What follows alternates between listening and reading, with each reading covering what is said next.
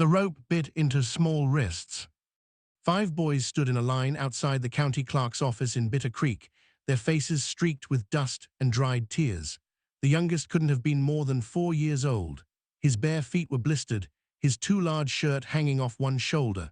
He clutched the hand of the boy next to him, maybe 7, who stared straight ahead with the hollow expression of someone who'd already learned not to hope. The other 3 were older, 9, 11, 13 perhaps, all of them thin, all of them silent in a way that felt wrong, like birds that had forgotten how to sing. A small crowd had gathered in the late afternoon heat, faces curious but unmoved. This wasn't the first time Bitter Creek had seen orphans parceled out like livestock. It wouldn't be the last. The county clerk, a narrow man named Howell with ink-stained fingers and a voice like gravel, stood on the porch steps holding a ledger. He cleared his throat. "Parents died of fever 3 weeks back," he announced flatly. "No kin came forward, no money left. The county can't feed 5 mouths indefinitely." He glanced down at the line of boys with the same expression a man might give a row of spoiled vegetables. "We're splitting them up. Families willing to take 1, maybe 2 if you've got the room, step forward now." The oldest boy, 13, maybe, took a half step in front of his brothers. His jaw tightened, but he said nothing. His hand rested protectively on the shoulder of the boy beside him. A farmer named Hewitt moved forward first, hat in hand. "I'll take the oldest," he said. "Strong enough to work, I'll feed him fair." Howell nodded and made a note in his ledger. "Wait," the oldest boy's voice cracked. He turned toward Hewitt, eyes wide. "We stay together, all 5 of us." Howell didn't even look up. "That's not how this works, son. We are brothers." The boy's voice was louder now, desperate. "You can't." "We are 5 brothers," the second oldest said quietly, his voice trembling. "Nobody keeps more than 2. Howell's pen paused. For a moment, something like pity flickered across his face. Then it was gone. "That's the way of it. Be grateful someone's willing to take you at all." A woman in a faded blue dress stepped forward next. "I'll take the little one," she said, her tone clipped and businesslike. "I need help around the house. He's young enough to train up proper." The youngest boy whimpered and pressed himself against his brother's leg. "No," the oldest boy's voice broke. "Please, don't take him, don't take any of them. We'll work, we'll do anything, just don't split us up." The crowd shifted uncomfortably, but no one spoke. Howell sighed, his patience wearing thin. "Boy, you don't have a say in this. The county decides. Now step back." The oldest boy didn't move. His chest heaved, his fists clenched at his sides. He looked at his brothers, at their faces, their fear, their silent pleas, and something inside him shattered. "Please," he whispered. It wasn't a word, it was a surrender. From the back of the crowd, a man watched. He was tall, lean, weathered by sun and wind. His hat was pulled low, shadowing his face. He wore a dusty brown coat, a faded red neckerchief, and boots that had seen 1,000 miles. His name was Caleb Roan, and he'd ridden into Bitter Creek an hour ago with no intention of staying. He'd been passing through, that was all. But now he stood there, watching 5 boys being torn apart, and something in his chest tightened like a knot pulled too fast. He knew that look, he'd worn it once. 23 years ago, Caleb had stood in a line just like this. Not 5 boys, 3. Him and his 2 younger brothers, James and Samuel. Their parents had died in a winter fever, same as these boys. The county had split them up. Caleb had gone to a ranch outside of Red Bluff. James had been sent to a family in Kansas. Samuel, the youngest, had disappeared into a mining camp up north. Caleb had never seen them again. He'd spent 2 decades searching, sent letters, rode thousands of miles, asked questions in every town, every camp, every forgotten corner of the frontier. But the West swallowed people whole. James and Samuel were gone, erased by distance and time and the cruelty of a system that didn't care if brothers remembered each other's faces. And now, here in Bitter Creek, it was happening again. Caleb's jaw tightened, his hands curled into fists at his sides. The woman in the blue dress reached for the youngest boy's hand. "Come on now, child, it'll be all right." The boy screamed. It was a raw animal sound, pure terror and desperation. He clung to his brother, sobbing, his small fingers digging into the older boy's shirt. "No, no, don't take him, please." The oldest brother dropped to his knees and wrapped his arms around the little one, holding him tight. His own tears came now, hot and uncontrollable. "I won't let them," he choked out. "I won't." Howell stepped forward, his voice sharp. "N." Or someone pulled them apart. Two men from the crowd moved toward the boys. And that's when Caleb Rohn stepped forward. His boots hit the dirt with a deliberate heaviness. The crowd parted. Howell looked up, irritation flashing across his face. "Something I can help you with, mister." Caleb stopped a few feet from the porch.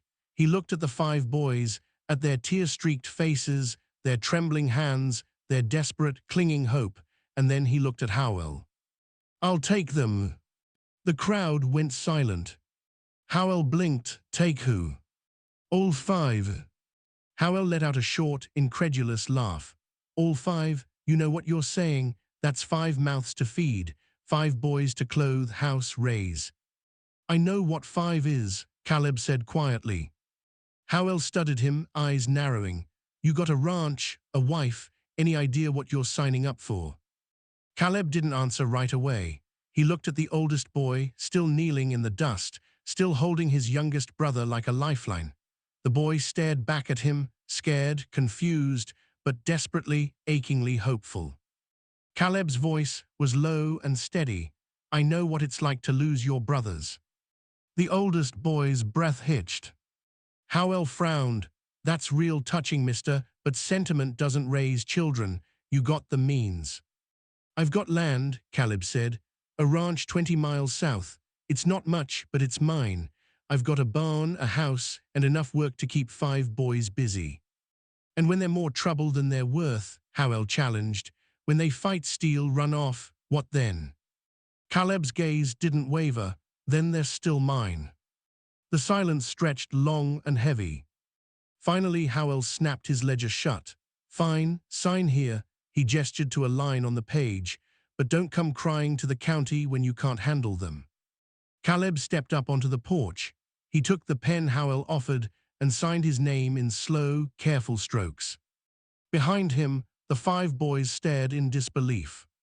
The oldest boy slowly stood, still holding his youngest brother's hand. His voice was barely a whisper. You're taking all of us." Caleb turned to face them. He crouched down so he was at eye level with the youngest boy. "What's your name, son?" The boy sniffled, his voice small. "Toby." "Toby," Caleb repeated gently. He looked at each of the boys in turn. "And the rest of you?" "I'm Eli," the oldest said hoarsely. "That's Micah, Jonah, and Amos." He pointed to each brother in turn.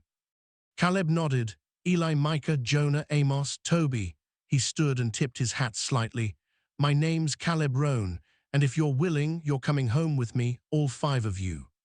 Toby's face crumpled, and he began to cry again, but this time it wasn't fear, it was relief. Eli stared at Caleb, his eyes red and wet. "Why?" he whispered. "Why would you do this?" Caleb looked at him for a long moment. Then he said quietly, "Because nobody should have to let go." The ride south was quiet. Caleb had borrowed a wagon from the livery, and the 5 boys sat in the back, pressed close together like birds in a nest. They didn't speak much. Occasionally, one of them would whisper something to another, but mostly they just watched the horizon roll past, their faces still tight with fear and disbelief. Caleb drove in silence, the reins loose in his hands. His mind was miles away. He kept seeing James and Samuel, kept hearing their voices from 2 decades ago, calling his name as strangers pulled them apart, kept feeling the weight of helplessness, the same weight he'd seen in Eli's eyes today. He'd failed his brothers. He hadn't been old enough, strong enough, or loud enough to stop what happened. And for 23 years, that failure had followed him like a shadow. But maybe, just maybe, he could do for these boys what no one had done for him. The ranch appeared as the sun dipped low. It wasn't much, a small wooden house with a sagging porch, a barn that needed new boards, a chicken coop, and a paddock with 3 horses. The land stretched out in dry, golden waves, dotted with scrub brush and rock. Caleb pulled the wagon to a stop and climbed down. Here we are. The boys didn't move at first. They stared at the house like it might vanish if they blinked. Go on, Caleb said gently. It's yours now. Eli was the first to climb down. He helped Toby out, then the others followed. They stood in a loose cluster near the wagon, uncertain. Caleb gestured toward the house. There's 2 rooms inside. You'll share one, I'll take the other. Barn's got tools, animals need feeding morning and night, and there's a creek a 1/4 mile east if you want to wash up. He paused. You hungry? Micah nodded quickly, his stomach audibly growling. Caleb almost smiled. All right, let's get you fed. Inside, the house smelled like wood smoke and old leather. It was sparse. A table, a few chairs, a stove, shelves lined with tin cups and canned goods. Caleb set to work frying salt pork and boiling beans, while the boys sat stiffly at table, still too nervous to speak. When the food was ready, Caleb set the plates down in front of them. Eat. They ate like they hadn't seen food in days. Toby stuffed beans into his mouth with both hands. Amos chewed so fast he choked and had to be thumped on the back by Jonah. Eli ate slowly, but his eyes never left Caleb.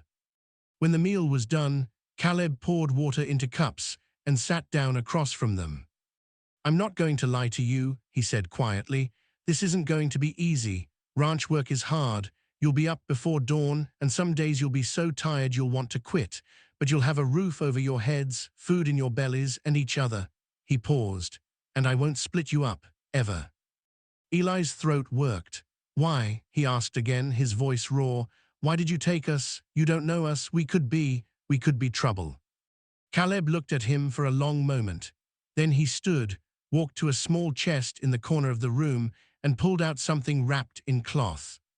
He returned to the table and set it down gently. He unwrapped it. It was a photograph, old, faded, creased at the edges.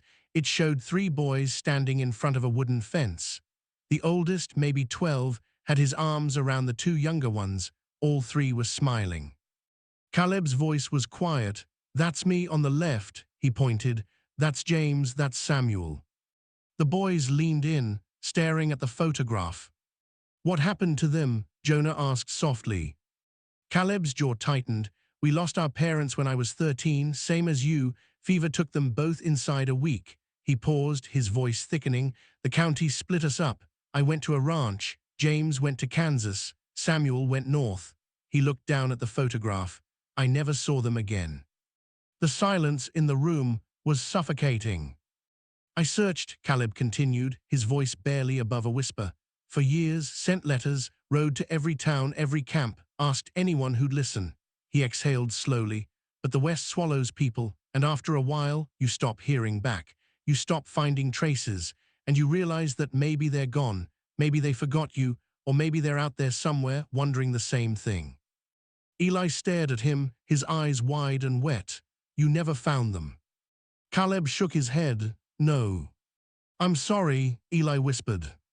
Caleb looked at him, really looked at him, and saw the same desperate, aching love he'd felt for James and Samuel. The same willingness to fight, to beg, to break himself in half if it meant keeping his brothers safe. I took you, Caleb said quietly, because I know what it's like to stand where you stood today, and I know what it's like to lose. His voice cracked, and I couldn't watch it happen again. Eli's face crumpled, tears spilled down his cheeks. Thank you, he choked out, thank you. Toby crawled off his chair and walked over to Caleb. He wrapped his small arms around Caleb's leg and pressed his face into his knee. Caleb closed his eyes. His hand came down gently on the boy's head. You're safe now, he said, all of you. The next morning, Caleb woke them before dawn. He showed them how to feed the horses, muck the stalls, gather eggs, and haul water from the creek. The work was hard, and by midday, the boys were sweating and exhausted. But they didn't complain. At supper, Eli spoke, Mr. Roan. Caleb, he corrected gently. Caleb, Eli repeated, What do we call you? Caleb paused, a fork halfway to his mouth. What do you mean? Are you our pa now? Micah asked hesitantly. Caleb set the fork down slowly. He looked at each of them in turn, at their hopeful, scared, uncertain faces, and felt something shift in his chest. I'm not your pa, he said carefully. I can't replace him, but I'll take care of you, and I'll be here for as long as you need me. Eli nodded slowly. That's enough. 3 weeks passed. The boys settled into the rhythm of ranch life. They rose with the sun, worked through the heat of the day, and fell asleep exhausted but together. Slowly, the fear in their eyes began to fade. Toby laughed again. Amos taught Jonah how to skip stones at the creek. Eli stopped flinching every time Caleb raised his voice. It was fragile, but it was something. Then, one afternoon, a rider appeared on the horizon. Caleb saw him first. He was mending a fence post near the paddock when the dust cloud rose in the distance. He straightened, shading his eyes against the sun. The rider came closer, slow, deliberate, a big man on a big horse. When he was close enough, Caleb recognized him. His gut tightened. It was Howell, the county clerk from Bitter Creek. Howell reined his horse to a stop a few feet from the fence. He looked down at Caleb with a thin, unpleasant smile. Roan. Howell, Caleb kept his voice level. What brings you out here? Just checking in.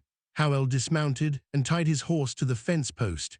He glanced around the ranch, at the boys working near the barn, at the modest house, at the doctor. Why, unforgiving land, wanted to see how those boys are getting on. They're fine. That's so. Howell's smile didn't reach his eyes, because I've been hearing things. Caleb's jaw tightened. What things? Talk around town, people saying you're working them too hard, that they're too thin, that maybe you bit off more than you can chew. Howell crossed his arms.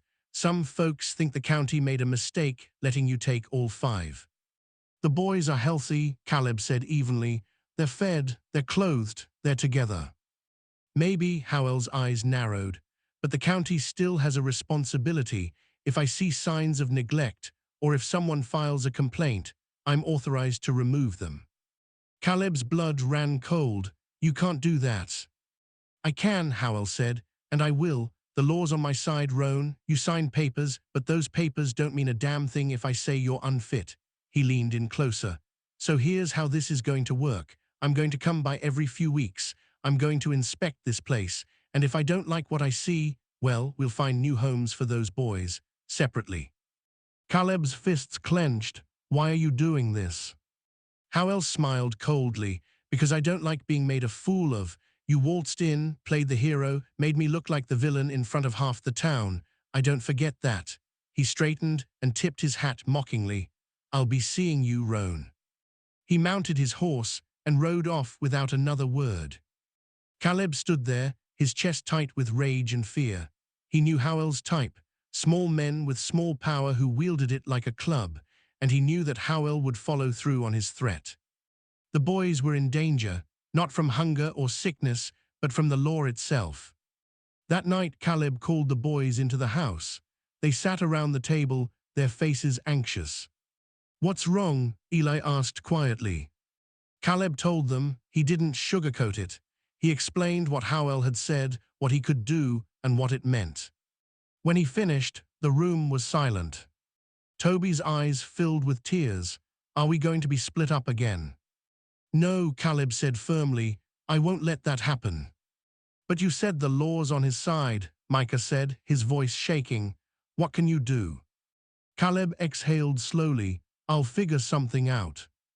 Eli stared at him. What if you can't? Caleb met his gaze. Then I'll fight. The weeks that followed were tense. Howell returned twice, each time poking around the ranch, inspecting the boys, making notes in his ledger. He never found anything because there was nothing to find. The boys were healthy, fed, and cared for. But Howell didn't care. He was waiting for an excuse. And then one afternoon, he got one. Jonah had been sick for 2 days, nothing serious, just a fever that came and went. Caleb had kept him in bed, given him water and broth, and the boy was already on the mend. But when Howell arrived unannounced and saw Jonah lying pale in bed, his eyes lit up. "Sick is he," Howell said, standing in the doorway. "How long?" "2 days," Caleb said. "He's getting better." "Doesn't look better to me," Howell made a note. "Looks like neglect." "It's a fever," Caleb said, his voice hard. "Kids get fevers." "Or maybe," Howell said slowly, "you're not feeding them right, not caring for them properly." He looked at Caleb with cold satisfaction. "I'm filing a report. I'll be back in a week with a deputy, and if that boy's not fully recovered, or if I find any other signs of neglect, I'm taking them, all 5. Caleb stepped forward, his voice low and dangerous. "You do that, and I'll make sure every person in Bitter Creek knows what kind of man you are." Howell smiled. "Go ahead. Who do you think they'll believe? A county official or a drifter who showed up out of nowhere?" He tipped his hat. "1 week, Roan." He left. Caleb stood there, shaking with anger and helplessness. Eli appeared in the doorway, his face pale. "He's going to take us, isn't he?" Caleb looked at him. "Not if I can help it." That night Caleb sat on the porch long after the boys had gone to bed. The stars were bright, the air cool, and the weight on his chest felt like it might crush him. He'd spent 23 years haunted by the loss of his brothers, and now he was about to lose 5 more. The door creaked behind him.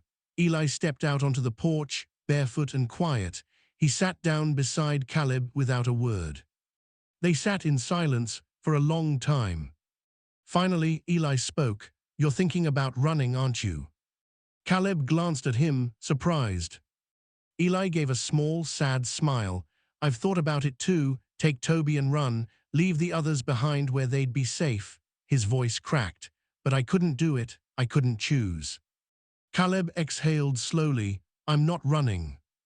"Then what are you going to do?" "I don't know yet." Eli looked down at his hands. "I don't want to lose them," he whispered. "I don't want to lose you either." Caleb's throat tightened. "Eli." "You saved us," Eli said, his voice high. CK with emotion, "Not just from being split up. You saved us from forgetting what it feels like to be wanted." Tears spilled down his cheeks, "And I don't know how to thank you for that." Caleb reached over and gripped the boy's shoulder. "You don't have to thank me." "But I do." Eli looked at him, his eyes red. "Because you didn't have to do this. You could have walked away, but you didn't." His voice broke. "You stayed." Caleb pulled him into a hug.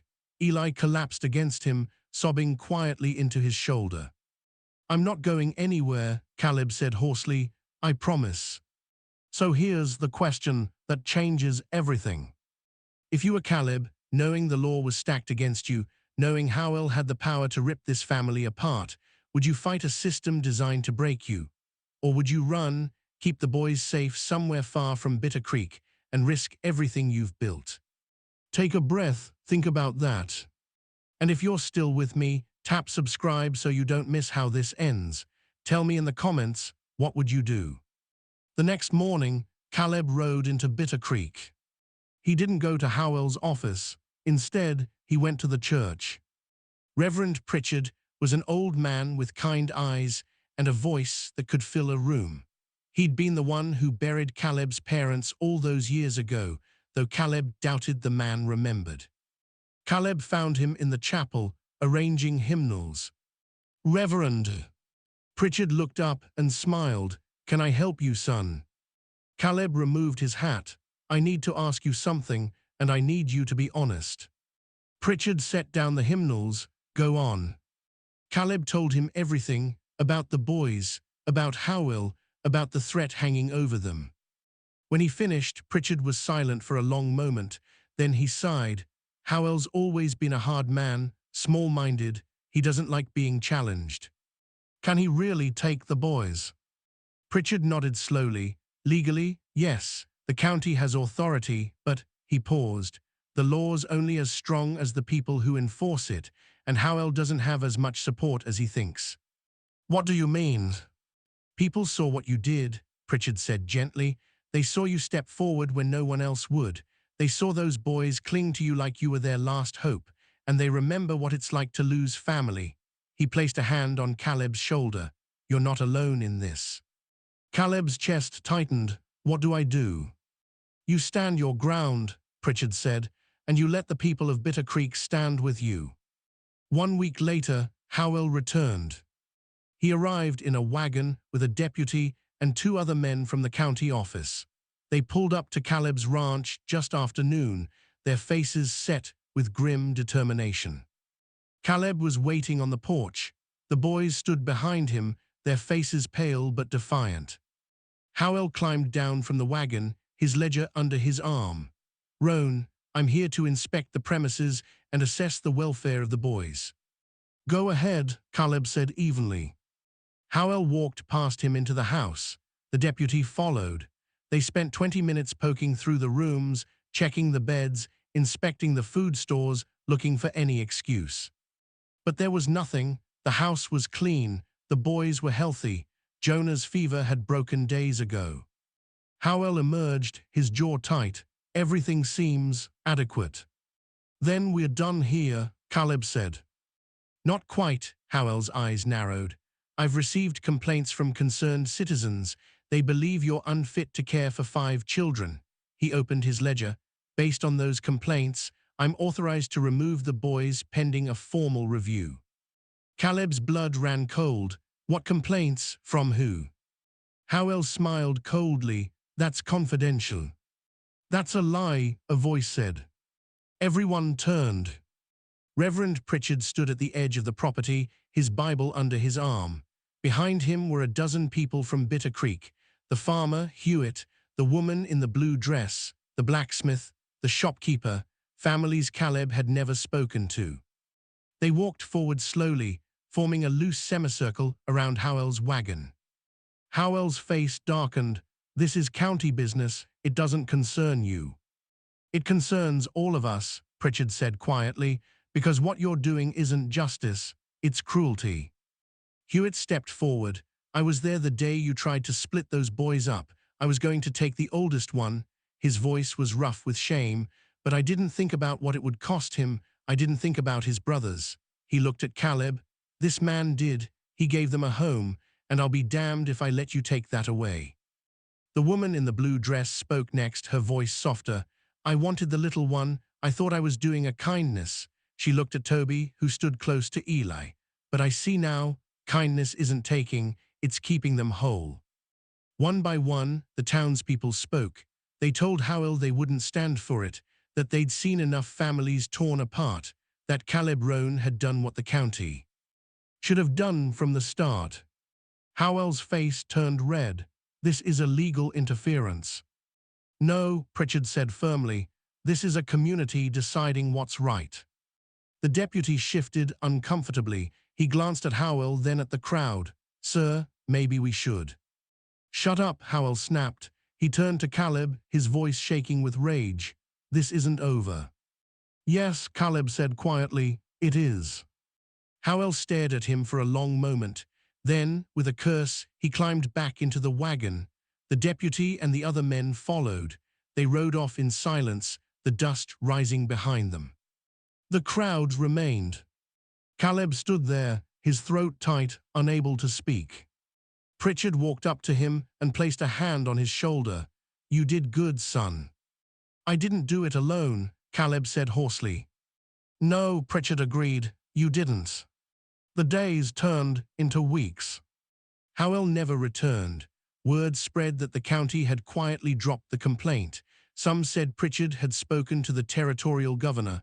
Others said the townspeople had signed a petition. Caleb didn't know the details, and he didn't care. All that mattered was that the boys stayed. Life on the ranch settled into a new rhythm. The boys grew stronger, more confident. Toby stopped waking up crying in the night. Amos and Jonah started joking again. Micah learned to ride. Eli smiled more. One evening, as the sun set over the dry land, Caleb stood near the fence post he'd been mending the day Howell first arrived. Eli walked up beside him. You thinking about your brothers? Eli asked softly. Caleb nodded, always. Do you think they'd be proud of you? Caleb looked at him. I hope so. Eli was quiet for a moment. Then he said, "I think they would be." Caleb's throat tightened. "Why's that?" "Because you gave us what you didn't get," Eli said simply, "a chance to stay together." Caleb closed his eyes. He felt the weight of 23 years lift just a little. "Thank you," he whispered. Eli smiled. "No, thank you." Years later, people in Bitter Creek would still talk about the day Caleb Rohn stood on his porch and refused to let five brothers be torn apart. They'd talk about the townspeople who stood with him. They'd talk about how Howell left and never came back. But more than that, they'd talk about the five boys who grew up on that ranch, who learned to work the land, to care for each other, to honor the man who'd given them a home. And when those boys were grown, when they had families of their own, they'd gather every year at that same ranch, now weathered and old, and they'd tell their children the story. The story of the cowboy who saw five brothers and refused to let go. The sun dipped low over the ranch. Dust rose in the evening wind. Caleb stood on the porch, watching the boys play near the creek, their laughter carrying across the land. He thought of James, he thought of Samuel. And for the first time in 23 years, the ache in his chest felt just a little bit lighter. Because maybe, just maybe, he'd finally found a way to bring his brothers home.